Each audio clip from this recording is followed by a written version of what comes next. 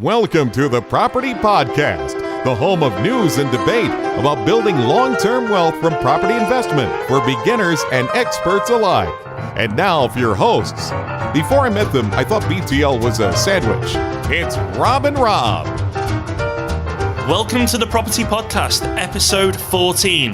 This episode's called Rightmove for Investors. And every week as normal, I'm joined by my talented co-host, Rob Dix. Rob, how are you today? I am really well, thank you, Rob. Yeah, this week we're going to be getting deep into some tactics you can use as an investor to get the most out of Rightmove. It's our favourite tool, and we've figured out some ways to get the best from it that you might not be aware of. And just to be clear, this is not an advertisement. No promotional consideration has been paid, more's the pity. Also, we're going to be telling you how to perv your way to making sure you sell your house for the best price. And if you stick around, we're going to give you a tool to liberate you from that most modern of afflictions, email overload. And as always, before we get into the meat of our show, we like to acknowledge and applaud, I might add, our fantastic listeners who take the time to leave us such generous reviews. And this week, Rob, is no different. We've got some belters.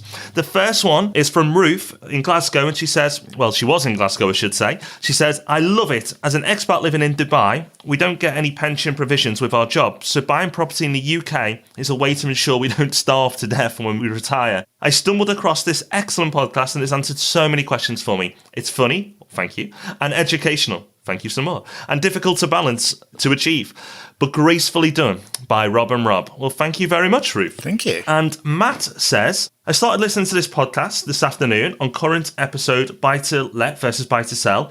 In a few short hours after I found it, I would listen to all 10 in succession and begging for more. Really good insider information from guys who've seemingly done it all. And also the hosts keep a very personal relationship with the fans via the style of presentation, also with the ability to write in and have questions answered. Just get some advice or even suggest ideas for future episodes. Thanks for the hard work, guys. The help you give is much appreciated by all who listen. Well, that's fantastic, Matt. And I'm glad you managed to tackle all 10 so quickly. Well, now we're on 14, so hopefully this is keeping you satisfied. This is amazing. I wonder if this is going to become a thing, like people doing property podcast marathons like people used to do with 24 when that was on.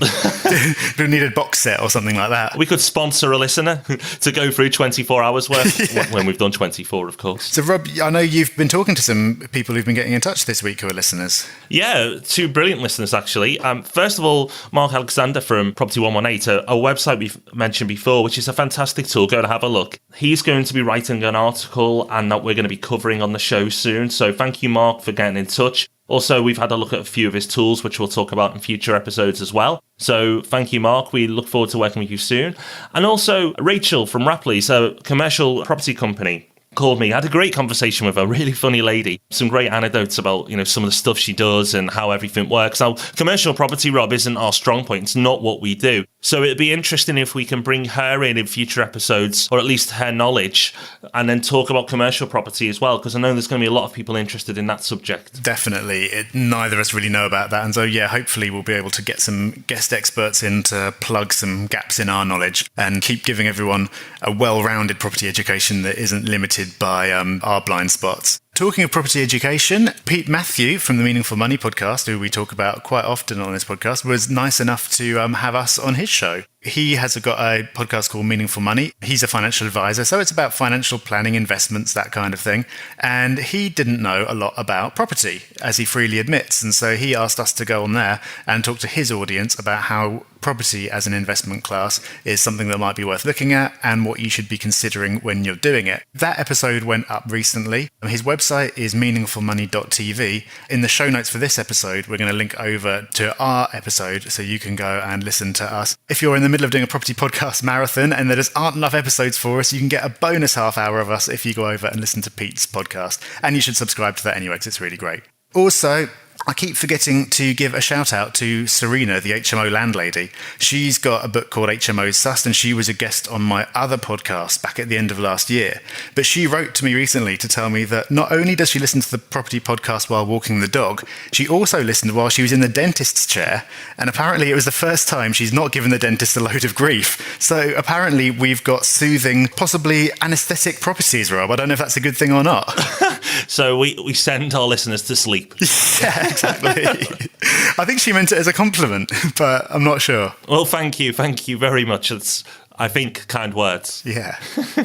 Rob, we've got a special date coming up, haven't we? We've teased you, we've tempted you, but now we've got something solid to give you. We've talked about our live recording where you, the listener, can get involved. We don't know if this is a great idea or the downfall of our podcast, but on June the 27th, keep that date free, June the 27th at 7 p.m, we'd like you, the listeners, to join us for a live episode. We're going to record it, so any mistakes you're going to hear, I'm sure there won't be any, but there may be. And as we go through, you'll be able to ask us questions. The whole episode is going to be around our listeners' questions, so we're really excited about this. It's at 7 p.m. on June the 27th. That's, if you're an international listener, that's 7 p.m. UK time.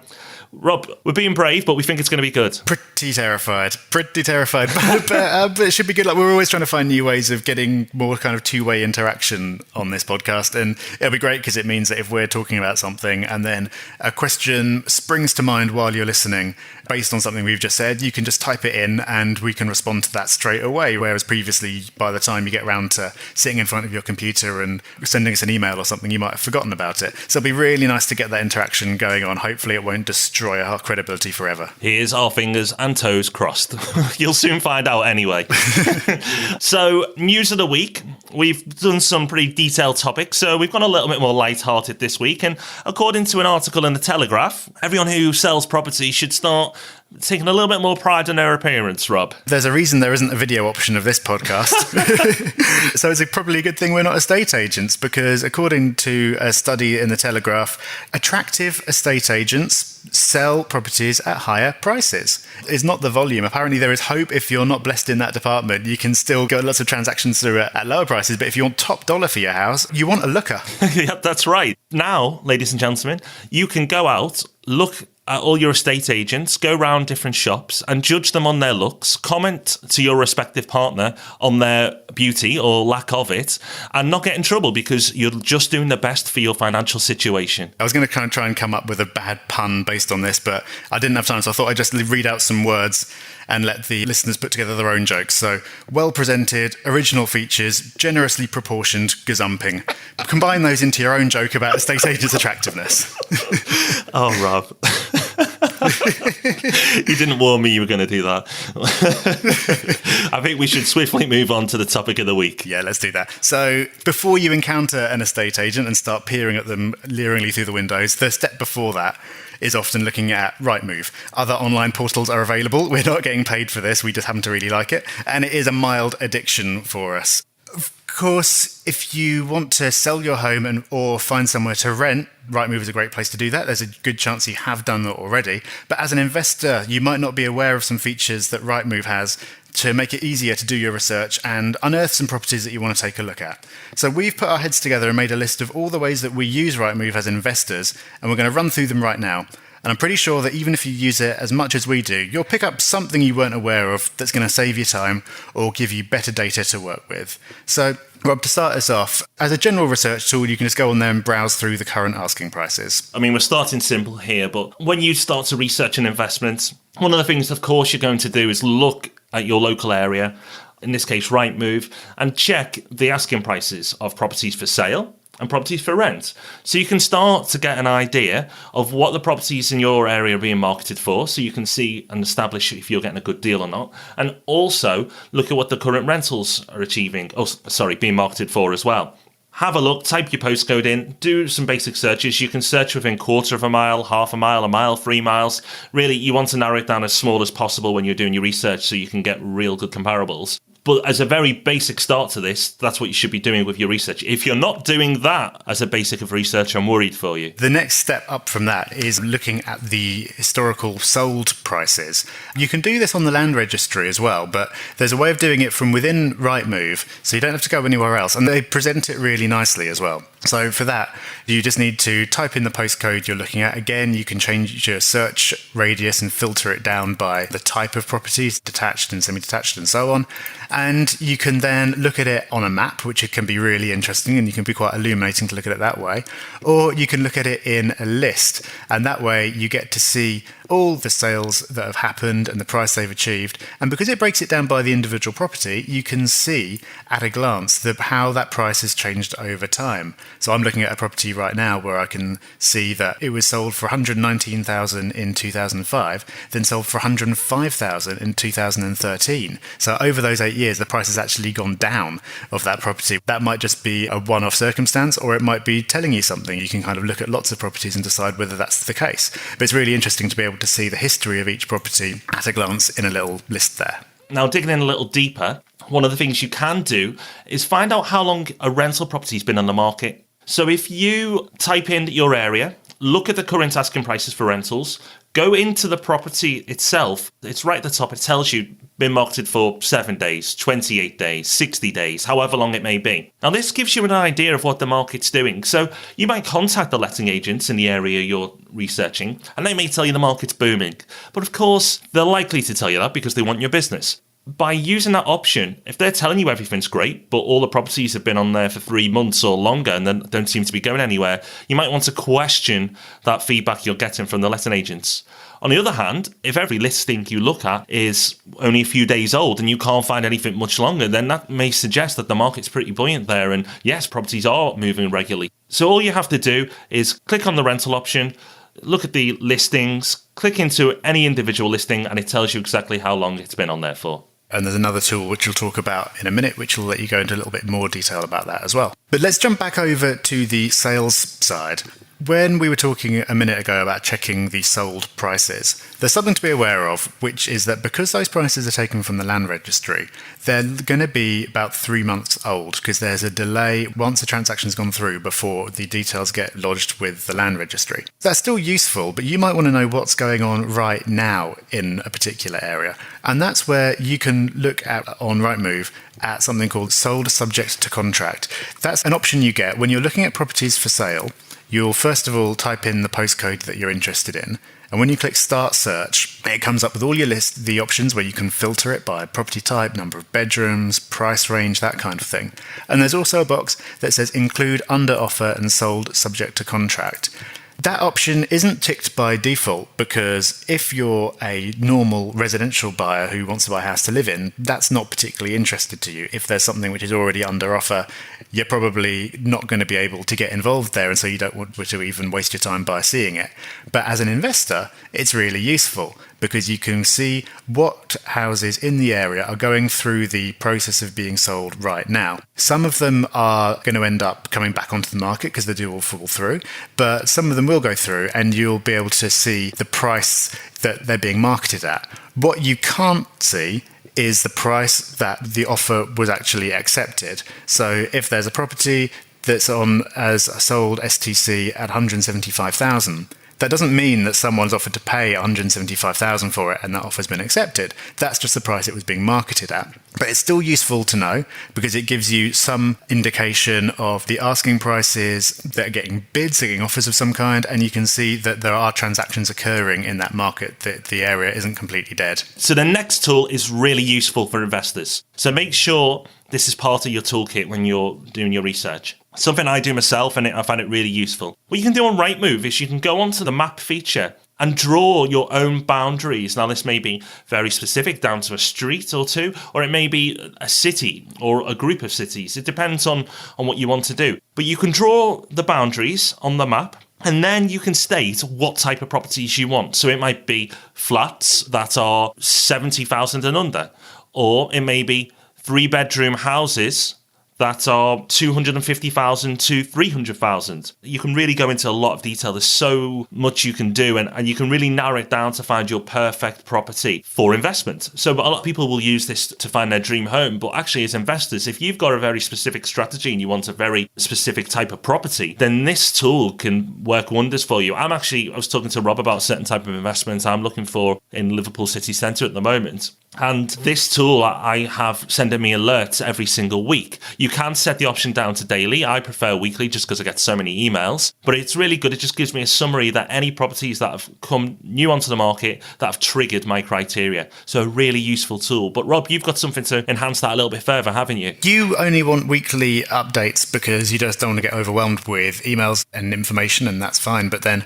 there are situations where someone might want to know about a property that meets their criteria the instant that it appears on Rightmove, so you can be the first person to call the agent about it. You can't do that with the alerts like down to the minute in that way, because with the alerts you can set how often you receive them, but the smallest interval is daily, so you'll get sent it at the end of each day. But what you can do is grab what's called the RSS feed for that search. So all you do is you do your search in exactly the same way as you normally do. So you can either do it just by using the filters, or you can go and actually draw in the exact area that you want, like before. Then when you've done that, just above the map, there's a little button that says RSS. And that will give you a big long web address, and you can stick that into what's called a feed reader. And that means that without having to go back to Rightmove, you'll see those as soon as they arrive. So Google Reader always used to be the big RSS reader. That's being shut down now. I now use something called Feedly. So if you're using Feedly, you can just get that RSS link by using the RSS button on Rightmove, stick that URL into Feedly, and then every time something goes on Rightmove, as soon as it gets there, it'll populate your RSS feed. You can then use a service that I'm going to link to in the show notes to email you as soon as there's a new entry in your RSS feed. It sounds like a bit of a convoluted process. It's really not. But then once you've got it set up, effectively what it means is the second something appears on Rightmove, you get an email about it.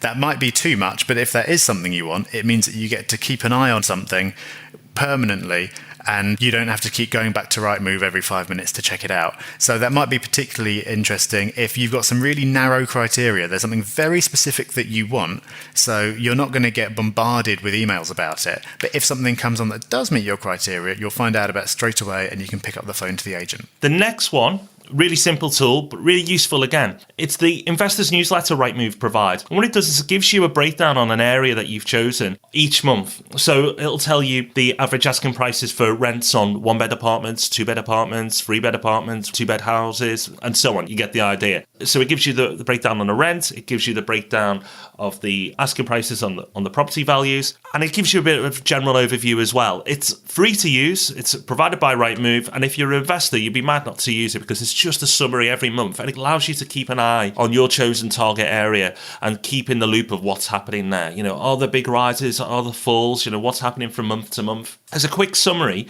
on a monthly basis, it's really useful. You can sign up on the Rightmove website. We'll put the links into the show notes, and you can sign up for yourself, but really useful, free to use, and then every month you're going to keep updated. You can get that kind of information without having to wait for the newsletter by looking at the market trends on Rightmove. So you can do this, but on the top menu, there's an option called house prices, and within that, there's market trends. And if you stick a postcode into there, you get lots of really nice graphs that show you what's been going on in that area. So you can look at the sold prices over a period of up to 7 years. You can filter that by the type of property. As well, you can see the number of transactions that have happened. That's all really interesting. Also, there's an option for looking at marketed properties. And so this will tell you within your postcode and within whatever period of time you choose, you can see how many different properties have been marketed on Rightmove, broken down by whether it's a 1-bed, 2-bed, 3-bed, and so on. That's kind of interesting because it doesn't tell you whether those properties have sold or what price they've achieved. But it's just interesting to look at the activity. So you might be able to see that hardly any 4-beds are being transacted or being marketed in that area, but loads of 1-beds are, for instance. So that's the market trends within Rightmove. Really, really interesting to see. Visually, it's very, very impressive marketing trends. So have a bit of a dig around, but it's not dull, dry data that you just can't get into because it's set up so well visually. I think you'll find it very accessible. It's always nice to get a visual representation of that if you're not quite as into dry tables and charts as we are. There's another way you can get information about what's happening with particular properties down at that level. This is related to what Rob was saying a minute ago about seeing how long a rental property has been on the market. That's something that's a built-in feature of Rightmove. But then you can also get that same information for houses that are for sale, and you can get lots more information as well about whether that price that it's being marketed for has changed over time and whether it's ever gone under offer before. And you do that by using a tool called PropertyBee. We featured this before in our resource of the week. And what it is it's a browser extension for Firefox. So you need to be using the Firefox browser for this. You can install that and use it alongside whatever else you're using. We'll link up to PropertyBee in the show notes. You install that add-on, then you don't have to think about it again. As long as you're browsing Rightmove within Firefox, you'll get extra information about every property you look at. So as well as everything that you normally get on Rightmove, you'll get an extra box that's going to show you when it was first listed. So that's kind of the equivalent of when the rental property went first on, but you get it for sales as well. It'll also alert you about any price changes that have happened, and it'll tell you if the status has changed. So if it's come off the market and gone back on again, then you'll see that as well. That's really useful information to have if you're looking at an individual property and you're going to be meeting an agent maybe to do a viewing. You're going to be armed with that kind of knowledge. So if it's been on the market for a long time, you'll know, especially if it's gone under offer before then come back on, you'll know they might be particularly motivated to sell it. That's not the kind of thing that an agent's going to tell you, because they're going to want you to think that this is fresh to the market and it could be snapped up at any minute, and the vendor isn't that fussed. But it's really nice to have that information at your fingertips. And once you've installed PropertyBee, you don't even have to do anything. It just comes to you. So we're going to link to all that. And finally, the last feature that we're going to talk about with Rightmove, really simple one, is their blog. Loads of great articles in there. Sign up with your RSS feed that Rob's talked about a few times before, or just dip in and out when you've got a spare 5-10 minutes to kill and you just want to get up to date with what's happened property-wise, and you've already gone through our podcasts, of course, on our own blogs. You can check out Rightmove's blogs, because it is really good. It's really entertaining. There's lots in there, really accessible. It's not too heavy. You know, there's something for everyone. So have a look at their blog. I often have a look at it and refer to it. So I think it's a really, really good resource tool that they offer as well.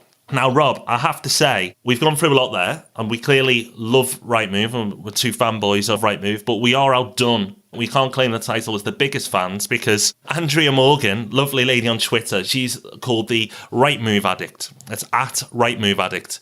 Now, if you call yourself the Rightmove Addict, you clearly win when it comes down to your devotion to this tool. So check out her Twitter feed as well, because she often refers to Rightmove, and I believe she visited the offices before, and she's got that written up on her blog. So you might want to check out her blog too, which we'll link to in the show notes.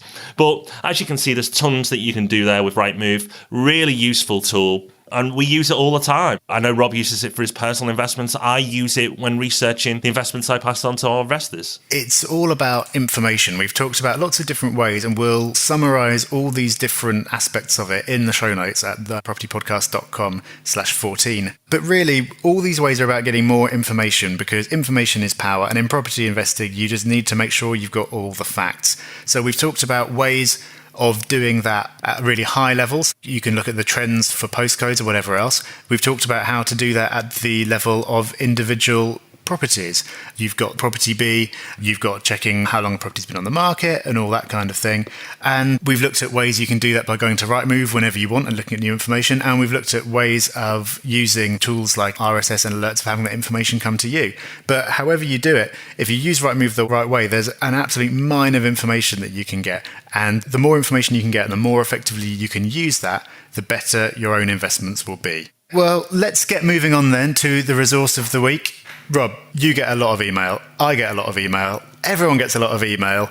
So why are we still sending emails to each other in the first place? But also, how can you just make everyone shut up for a while and let you get on with things? Now, of course, this doesn't refer to emails from our podcast listeners. They are a priority. We not only like them, we welcome them. However, this is a great tool. Let's give an example of how our listeners may use it. You may have your day job, and then in the evening, you may have access to your work emails or your personal emails, and your evening can quickly get sucked up because your emails just drag you in, you get distracted, and before you know it, it's time for bed, you've got your hot chocolate, and off you go. You know, evening that you could have been researching property investment wasted. But don't worry, there is a solution. There's a free tool if you use Gmail, and I believe it also works on Outlook, but I'll confirm that. But it certainly works on Gmail, and it's called Inbox Pause. That's Inbox Pause. And it's a tool by Boomerang. Now, Boomerang do some fantastic features already for various different things within Gmail, but this is another free tool they give away. And it's really simple. At the top left of your inbox, there's a button that says Pause. And if you click pause on that button, it pauses your emails, not just on that desktop computer you're using, but then it'll stop sending them to your phone, to your iPad, or any other tablet computer you have. So basically, you've got some free time away from your emails. So a great example would be, I read my emails late into the evening. I'm really guilty for it, and it's not healthy, And straight away when I wake up, I try to discipline myself not to read any emails before breakfast, but it's hard. So what I've done over time is some evenings, maybe finishing work, 7, 8, whatever, hit inbox pause and don't turn it on until the following morning. And the following morning, I've already set my day up. So I'm not getting distracted, pulled pillar to post by different emails that are requiring my attention. So not only do I have a better evening, but I start the next day more focused on what I need to achieve as well. I like to think of it as outsourcing your willpower to technology. Brilliant. It's just not healthy to be checking emails all the time, but then it's really, really hard not to, because what if something really exciting's happened? If you kind of try and discipline yourself to do that, you're going to have pretty mixed results. Once you've installed this, it just saves you. You kind of click pause, and then you don't have to worry about self-discipline anymore. And I think your example is a really good one. I used similar solutions in the past for when I just want to spend a few hours really getting something done, so I can concentrating on my own priorities. I can pause my emails. So no more emails can come in that will kind of let other people choose my priorities for me, because I won't be able to resist responding to them. So it is a really, really great tool. We've been talking a lot about information and how to get information in this episode. Email is a great source of information overload, so it's nice to be able to take back control of that a little bit. That's us for another week. I hope you've enjoyed it. We have. It's always easy talking about things we love. So it's been a great episode for us. But before you go, remember to head over to the Property Podcast /live. That's the Property Podcast /live to register for our live event. It's limited to 100 people, for the reasons being, if we have 1,000 people, we're clearly not going to be able to answer everyone's questions. So if we limit it to 100, then hopefully we can answer the majority of the questions that are being asked of us.